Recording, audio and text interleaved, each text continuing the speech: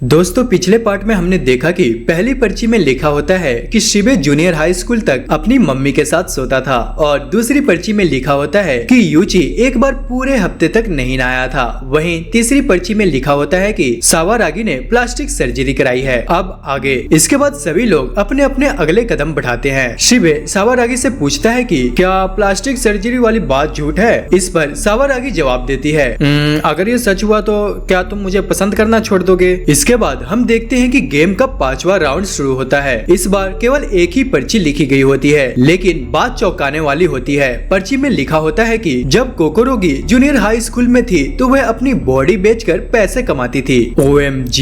इसके बाद हम देखते हैं कि गेम का 5वां राउंड शुरू होता है। इस बार केवल एक ही पर्ची लिखी गई होती है। अब ये सुनते ही कोकोरोगी बहुत परेशान हो जाती है और जोर जोर से रोने लगती है। तभी कोकोरोगी सावारागी पे आरोप लगाने लगती है और कहती है यार तुम्हें ही मेरे बारे में सब पता था, तुमने ऐसा मेरे साथ क्यों किया। हालांकि हम देखते हैं कि सावारागी उसे समझाने की कोशिश कर रही होती है कि उसने ये बात नहीं लिखी। कई बार कहने के बावजूद कोकोरोगी उसकी बात मानने को तैयार नहीं होती। इसी बीच शिबे सोचने लगता है और कहता है कि कोकोरोगी को देखकर नहीं लगता कि वह वर्जिन नहीं है, शायद उसका कैरेक्टर उसके पास्ट से मेल नहीं खाता। अब शिबे की यह बात सुनकर सावारागी को बहुत गुस्सा आ जाता है और टेंजी शिबे के पास जाकर उसे थप्पड़ मार देता है। टेंजी शिबे से कहता है एक लड़की के बारे में तुम्हें ऐसी बात नहीं करनी चाहिए। इसके बाद टेंजी यूची से कहता है कि वह कोकोरोगी को संभाल ले। आगे हम देखते हैं कि टेंजी और सावारागी एक तरफ हो जाते हैं, जबकि यूची कोकोरोगी को संभाल रहा होता है और शिबे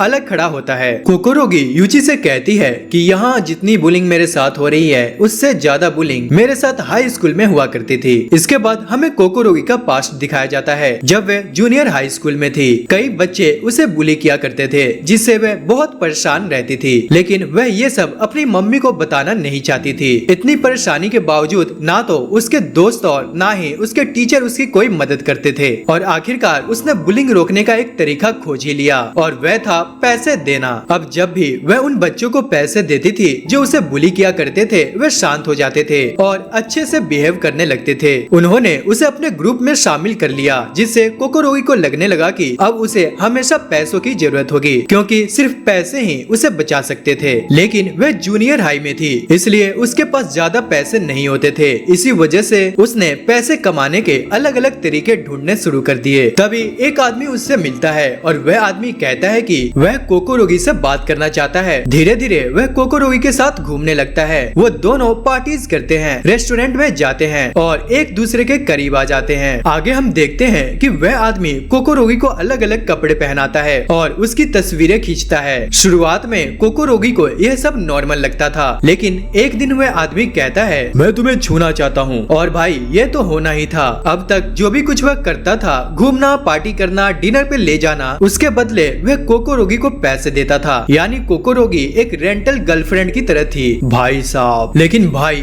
जैसे ही उसने टच करने की बात की, कोकोरोगी हैरान रह गई। और आगे हम देखते हैं कि यूची उससे पूछता है क्या तुमने वो सब किया जो मैं सोच रहा हूँ। कोकोरोगी कहती है नहीं नहीं, मैंने ऐसा कुछ नहीं किया, मैं वहाँ से बच निकली। तभी हम देखते हैं कि वहाँ पर मानबू आ जाता है और ताने मारकर कहता है मुझे तो यकीन ही नहीं हो रहा कि ऐसा भी हो सकता है। अब ये सुनकर कोकोरोगी और भी ज्यादा परेशान हो जाती है और वह बार बार कहती है यार मैं सच कह रही हूँ, मैंने जो भी कहा वह सब सच कहा। वह यूची से कहती है प्लीज मुझ पर भरोसा करो। अब इस पॉइंट पर अगर यूची कोकोरोगी का भरोसा नहीं करेगा तो वह पूरी तरह टूट जाएगी। दूसरी ओर कंट्रोल रूम में दो लड़कियां होती है, एक का नाम मारिया और दूसरे का नाम होता है सुकीनो। मारिया सुकीनो से पूछती है क्या वर्जिनिटी इतनी ज्यादा मैटर करती है। अब सुकीनो जवाब देती है यार हर इंसान खुद को अच्छा समझता है, चाहे उसने कितने भी गलत काम क्यों न किया हो। अब आगे हम देखते हैं कि यूची कोकोरोगी से कहता है अच्छा तुम सुनो, जूनियर हाई स्कूल में जो भी कुछ हुआ मुझे उसकी कोई परवाह नहीं है, मुझे इससे कोई फर्क नहीं पड़ता, मैं तुम पर पूरा भरोसा करता हूँ। इसके बाद हम देखते हैं कि यूची कोकोरोगी के कान में कोई सीक्रेट बात कहता है, लेकिन वह बात हमें अभी पता नहीं चलती। इसके बाद मारिया सुकीनो से कहती है आखिर यूची ने कोकोरोगी से क्या कहा होगा। इस पर सुकीनो जवाब देती है यार मुझे इसका कोई आइडिया नहीं है, लेकिन यूची को तो देखकर मुझे इतना जरूर समझ आ गया कि वह भी कोई दूध का धुला नहीं है, जरूर उसके पास्ट में भी कुछ डार्क चीजें होंगी। इसके बाद कोकोरोगी गेम खेलने के लिए रेडी हो जाती है, लेकिन वह चाहती है कि यूची उसके साइड में रहे। हालांकि कोकोरोगी अभी भी सावारागी को ब्लेम कर रही होती है। सावारागी सावारागी फिर से अपनी सफाई देती है, लेकिन कोकोरोगी कहती है कि अब उसे उस पर भरोसा नहीं रहा। तभी हम देखते हैं कि टेंजी सावारागी से पूछता है आखिर कोकोरोगी के साथ क्या हुआ था। उसे इस बारे में थोड़ा थोड़ा ही पता है। वह बताती है कि जब हाई स्कूल की शुरुआत हुई थी तब वह एक दिन कहीं जा रही थी,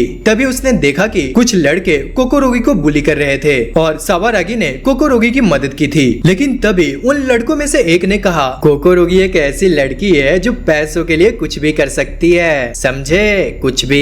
इसके बाद सावारागी ने कोकोरोगी से अकेले में पूछा कि वह लड़का ऐसा क्यों कर रहा था। कोकोरोगी ने तब सावारागी को सब कुछ बता दिया, यानी कि इस पॉइंट पे सिर्फ सावारागी ही थी जिसे यह बात पता थी। अब सावारागी टेंजी से कहती है, मैं अपने दोस्तों को कभी धोखा नहीं दे सकती। हाँ, मुझे तुम पर पूरा भरोसा है, मैं तुम्हें अच्छे से जानता हूँ क्योंकि हम बचपन के दोस्त जो ठहरे। अब यह सुनकर सावारागी बहुत खुश हो जाती है और रिलैक्स फील करती है। वहीं दूसरी तरफ शिबे एक किनारे बैठा होता है और इन दोनों की बातें सुनकर थोड़ा अपसेट हो जाता है। अब कंट्रोल रूम में मारिया और सुकीनो यह सोच रही होती है आखिर इन सब में से कौन लोगों को धोखा दे रहा है, और वे दोनों गेस करने लग जाती है कि धोखेबाज कौन हो सकता है। तभी सुकीनो कहती है, देख शिबे तो पहले ही अमीर है, इसलिए वह लव और फ्रेंडशिप को ज्यादा इंपॉर्टेंस नहीं देगा। तभी मारिया कहती है, हाँ हो सकता है कि असली धोखेबाज सावारागी हो क्योंकि वही ऐसी है जिसे सबके बारे में सब कुछ पता है। लेकिन सुकीनो कहती है, लेकिन यार ऐसा भी हो सकता है कि असली धोखेबाज यूची हो। तभी हमें एक सीन दिखाया जाता है, एक अनजान आदमी जिसका चेहरा छिपा होता है वह कहता है, फाइनली अब दोस्ती टूटने वाली है। इसके बाद हमें एक फ्लैशबैक दिखाया जाता है, वही दिन जब सावारागी ने स्कूल ट्रिप के लिए सभी लोगों से पैसे इकट्ठे किए थे। सावारागी 2 मिलियन येन टीचर के रूम में जमा करवाने जा रही थी, लेकिन तभी एक लड़की उसके पास आ जाती है और कहती है, सावारागी तुम्हें टीचर ने बुलाया है। सावारागी बोलती है, अभी नहीं जा सकती मैं, लेकिन वह लड़की जोर देकर कहती है कि जाना बहुत जरूरी है। इसलिए सावारागी थोड़ी देर के लिए उन पैसों को अपने लॉकर में रख देती है और उसे अच्छे से लॉक कर देती है। इसके बाद हमें दिखाया जाता है कि कुछ देर बाद कोई शख्स सावारागी के लॉकर के पास जाता है, लेकिन तभी वह कोकोरोगी से टकरा जाता है। उस व्यक्ति के चेहरे पे पेन का निशान बन जाता है क्योंकि कोकोरोगी के हाथ में एक पेन था। कोकोरोगी उस व्यक्ति से माफी मांगती है, प्लीज मुझे माफ कर दो। फिर हमें वही अजीब सी आवाज सुनाई देती है जो कहती है, कोई बात नहीं, गलती हो जाती है। इसके बाद कोकोरोगी उस अनजान व्यक्ति से पूछती है, तुम्हें मुझसे कोई काम तो नहीं था? जिस पर वह अनजान व्यक्ति कहता है, नहीं नहीं, 2 मिलियन येन चोरी हो चुके हैं, पर चोर है कौन? आगे हम देखते हैं कि वही अननोन पर्सन जिसके पास अभी 2 मिलियन येन है, असल में वही असली चोर है। अब कोकोरोगी नोटिस करती है कि उस अनजान शख्स के चेहरे से खून निकल रहा है। अब वह पर्सन कूल बनते हुए कहता है, अरे कोई बात नहीं, ये तो होता ही रहता है भाई, खून बह रहा है, कोई मामूली सर्दी नहीं हुई। दोस्तों गेम अभी तक आगे नहीं बढ़ा था, लेकिन फिर से वही अनजान आवाज हमें सुनाई दे रही थी। सावारागी को प्लास्टिक सर्जरी करवानी पड़ी थी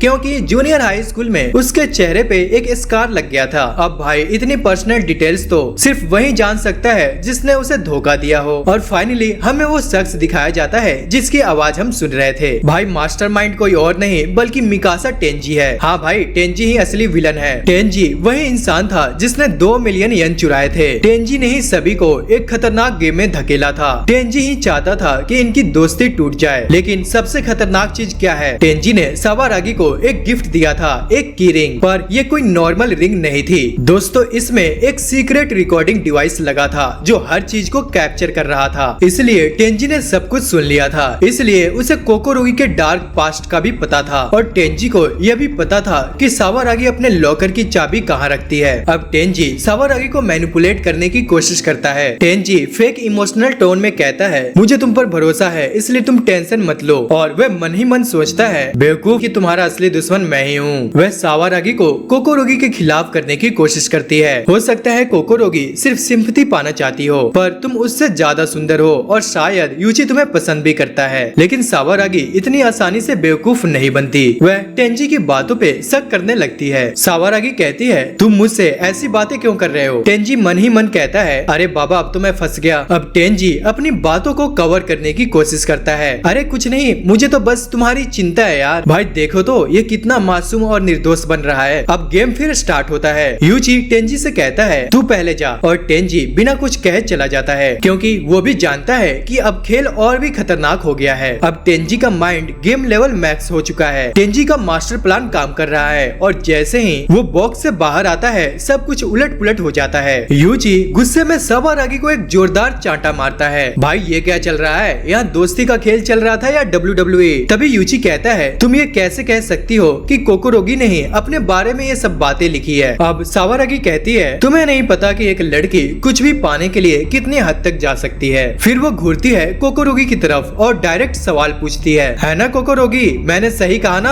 अब कोकोरोगी कहती है हाँ तुम बिल्कुल सही कह रही हो। भाई अब ये दोनों ही एक दूसरे के खिलाफ हो गई और टेंजी को तो बहुत मजा आ रहा होगा। अब सावारागी कहती है मैंने प्लास्टिक सर्जरी इसलिए नहीं करवाई थी कि मैं सुंदर दिखूं, बल्कि क्योंकि मेरे चेहरे पर एक स्कार था। तभी कोकोरोगी कहती है अगर तुम मुझ पर भरोसा नहीं करती तो कोई बात नहीं, मुझे इससे कोई घंटा फर्क नहीं पड़ता। ओ भाई यहाँ तो सारा भरोसा पहले ही वॉशिंग मशीन में डाल दिया गया है। इसके बाद कोकोरोगी यूची की तरफ देखती है और बोलती है यूची तुम मुझ पर भरोसा करते हो ना? अब यूची यहाँ पे थोड़ा कंफ्यूज दिखता है और कहता है हाँ बिल्कुल। भाई टेंजी तो यहाँ खुद को जीनियस मान रहा था। वो कहता है फाइनली इनकी दोस्ती में दरार आ ही गई। अब सावारागी टेंजी के करीब आ रही है। वो सोचती है कि उसे अब कोकोरोगी और यूची से ज्यादा बात करने की जरूरत नहीं। टेंजी कहता है जैसे यूची कोकोरोगी पे भरोसा करता है वैसे ही मैं तुम पर भरोसा करता हूँ। सावारागी कहती है थैंक यू टेंजी। अब टेंजी के मन में लड्डू फूट रहे होते हैं और वो मन ही मन कहता है फाइनली सावारागी मेरे जाल में फंसी गई। तभी हमें कंट्रोल रूम का सीन दिखाया जाता है जहाँ पे मारिया कहती है अरे भाई गजब ये क्या चल रहा है। सावारागी तो यूची को पसंद करती थी। तभी सुकीनो कहती है यार लड़कियां सेंसिबल होती है, फर्क नहीं पड़ता कि वो किसी से कितना प्यार करे, वो एक झटके में उसे भुला भी सकती है। और भाई टेंजी तो यहाँ पे सच में एक खतरनाक खिलाड़ी बन चुका है। दोस्तों अब बारी होती है कोकोरोगी यूची और बाकी लोगों के बॉक्स में जाने की और मैनबू अनाउंस करता है इस बार गेम में 2 पेपर आए हैं, एक तो टेंजी का है लेकिन दूसरा किसका है? तभी पहली पर्ची पड़ी जाती है। सावारागी लड़कों के बॉक्सर पहनती है। भाई ये कौन सा सीक्रेट था? तभी सावारागी तुरंत कोकोरोगी को एक शक भरी नजरों से घूरती है। तभी दूसरी पर्ची खोली जाती है और उसमें लिखा होता है टेंजी अपने एज के बारे में झूठ बोलता है। यूची कहता है ये सही है? तभी टेंजी कहता है हाँ सही है, मैं तुम सबसे 1 साल बड़ा हूँ बस। भाई इसे तो कोई फर्क ही नहीं पड़ा। तभी सावारागी कहती है हाँ मुझे पहले से पता था। तभी टेंजी स्मार्टली सावारागी को अकेले में ले जाकर कहता है तुमने नोटिस किया ये सब तुमसे दूरी बना रहे हैं। अब सावारागी थोड़ी इमोशनल हो जाती है लेकिन तभी स्टेप्स लेने का टाइम आ जाता है। अब सावारागी के पास एक मौका है और वो किसी एक मेंबर को चुन सकती है और अब टेंशन टेंजी की तरफ शिफ्ट हो चुकी है। तभी मानवो अनाउंस करता है सावारागी तुम्हें किसी एक इंसान को चुनना होगा, हम उसकी इन्वेस्टिगेशन करेंगे और उसकी सीक्रेट्स बाहर लाएंगे। तभी टेंजी मन ही मन डर रहा होता है भाई कहीं ये मुझे को न पकड़ ले। मानवो कहता है अगर तुमने सही इंसान को चुना तो शायद तुम असली धोखेबाज को पकड़ सको। तभी टेंजी कहता है सावारागी को कहीं मेरे बारे में तो शक तो नहीं हो गया। तभी मानवो कहता है तुम्हें उस इंसान को चुनना चाहिए जिस पर तुम सबसे ज्यादा भरोसा करती हो। तभी टेंजी मन ही मन सोचता है भाई अब तो मेरा खेल खत्म। सावारागी सीधा टेंजी को चुनने वाली थी लेकिन तभी सीबे हीरो की तरह एंट्री मारता है और कहता है नहीं मुझे चुनो, मैं पूरी तरह निर्दोष हूँ और कहता है मेरी लाइफ में कोई डर्टी सीक्रेट नहीं है। तभी मानवो कहता है बेटा एक बार फिर सोच लो कहीं कुछ छिपा तो नहीं रहा। सीबे कहता है नहीं यार मेरे पास छिपाने लायक कुछ नहीं। अब सीन शिफ्ट होता है बड़े स्क्रीन की तरफ। सीबे के स्क्रीन पे कुछ नहीं दिखता बट उसके डैड के कांड बाहर आ जाते हैं। मानवो एक्सपोज करता है कि हमारी इन्वेस्टिगेशन के अनुसार सीबे के डैड एक बड़े फ्रॉडस्टर है। तभी सीबे शॉक्ड हो जाता है और कहता है नहीं ये सच नहीं हो सकता। भाई सीबे के डैड सिर्फ फ्रॉड ही नहीं बल्कि अपनी फीमेल कलीग्स के साथ उल्टी सीधी हरकतें भी किया करते थे। भाई ये क्या सुनना पड़ रहा है हमें। और इन सभी चीजों को छुपाने के लिए उन्होंने पैसों का इस्तेमाल किया। मीनवाइल अब कंट्रोल रूम में हम देखते हैं मारिया कहती है अरे यहाँ तो सीबे के बारे में कुछ भी बताया नहीं जा रहा। तभी सुकीनो कहती है सोचो तुम्हें कैसा लगेगा अगर तुम्हारा बच्चा ऐसे किसी के साथ फ्रेंडशिप रखता हो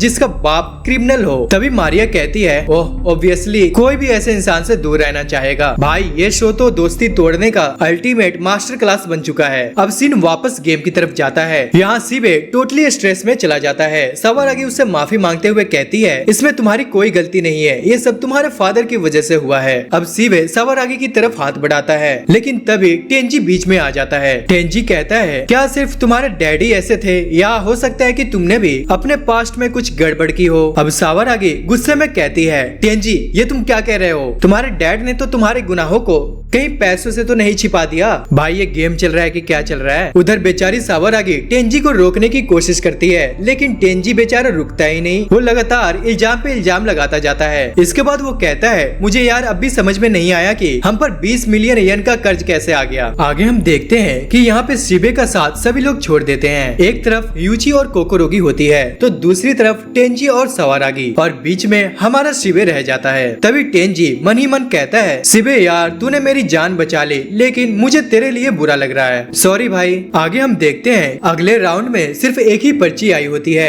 माना वो शिबे की तरफ देखकर कहता है, ओए शिबे, अगर जो पर्ची में लिखा है अगर ये बात सही है तो ये तो बहुत गंदी बात है। तुम्हारे बारे में तो पर्ची में लिखा था कि शिबे ने एक आदमी को जान से मारा है। अब ये बात सुनकर टेंजी का दिमाग खराब हो जाता है। आखिरकार ये सही है, और उससे भी बड़ी बात ये पर्ची किसने डाली है। लेकिन हम देखते हैं कि जब टेंजी यूची को देखता है तो यूची के एक्सप्रेशन कुछ अलग लगते हैं, जिसको देखकर टेंजी समझ जाता है कि यूची वो शख्स है जिसने ये लिखा है। तभी शिबे मानबू से कहता है, ऐसा उसने कुछ भी नहीं किया है। टेंजी पीछे खड़े होकर सोचता है कि शिबे तो ऐसा नहीं कर सकता, वो इतना लायक नहीं है। इसलिए वो फिर से यूची की तरफ देखता है। शिबे मानबू से कहता है कि जिसने भी ये मेरे बारे में कहा है उसके ऊपर पेनल्टी लगेगी, क्योंकि अगर कोई भी किसी के बारे में झूठ लिखता है तो उसके ऊपर पेनल्टी लगने का रूल है। तो दोस्तों बता दो कि ये रूल है कि अगर आपने किसी के बारे में लिखा है और वो बात गलत साबित हो गई तो आपके ऊपर पेनल्टी लग जाएगी। पेनल्टी ये होगी कि वह खिलाड़ी सबसे आगे चला जाएगा। अब मानबू कहता है, अगर तुम ये सच बोल रहे हो तो इसे प्रूफ करो। तभी शिबे कहता है, मैं इसे कैसे प्रूफ करूँ, मैंने कुछ भी गलत नहीं किया है। अब यहाँ पे फैसला